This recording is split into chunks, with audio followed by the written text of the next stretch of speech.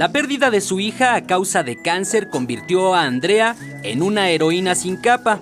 Ella falleció a causa de eso, ella falleció el 7 de abril de este año, después de 3 años de estar pues en constante y ardua lucha con esta enfermedad.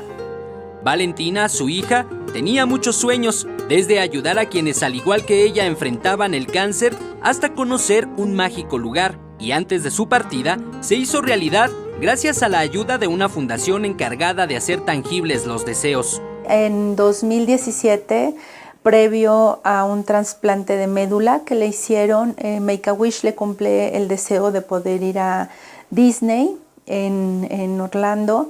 Y bueno, fue un viaje increíble porque no solamente fuimos a Disney, fuimos a SeaWorld, fuimos a los estudios Universal, y yo creo que fue algo muy significativo para ella porque pudo entrar a un trasplante llena de sueños, llena de motivaciones.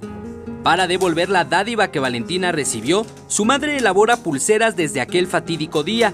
Con los recursos que obtiene, busca hacer realidad el sueño de niños y niñas que ante un padecimiento anhelan hacer realidad. Y es un poco querer devolver todo esto que nosotros recibimos y que pues Vale lo pudo disfrutar con tanta alegría y con tanto amor, y hacer que otros niños puedan vivir esta magia que ella vivió a través de Make-A-Wish.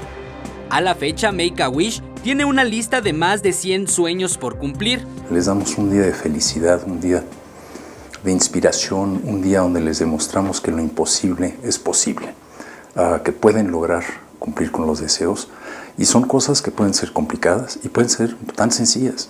Tuvimos el caso de una niña el año pasado, su deseo intenso era ir al cine, niña de 12 años que no había ido al cine en su vida, y fue una experiencia para ella y para su familia extraordinaria. Quienes actualmente enfrenten un padecimiento severo, tengan entre 3 y 17 años, pueden hacer realidad su más anhelado sueño. Solo tienen que ponerse en contacto con Make-A-Wish a través de redes sociales Make-A-Wish MX o ingresar al sitio web www.makeawish.mx.